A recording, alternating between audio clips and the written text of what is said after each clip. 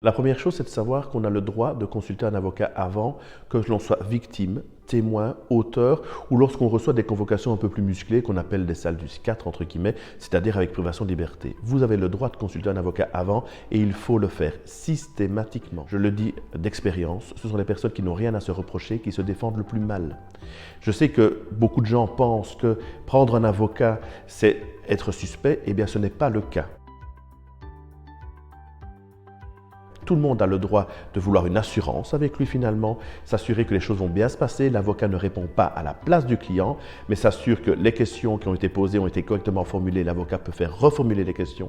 Il peut faire acter quand il y a des problèmes et il peut conseiller son client durant l'audition, non pas pour l'une ou l'autre réponse, mais pour dire qu'il faut répondre ou non à ce type de questions si d'aventure l'audition devait mal se passer. La présence d'un avocat fait en sorte que l'audition se passe correctement, tant pour les victimes d'ailleurs que pour les auteurs lorsqu'on les assiste. Parce que j'insiste, nous assistons également les victimes lorsqu'elles sont entendues par la police. L'avocat va pouvoir, notamment au moment de la relecture de l'audition, insister sur certains termes et demander à son client, par exemple, de faire varier l'un ou l'autre mot qui n'aurait pas été compris comme il voulait l'exprimer par l'enquêteur.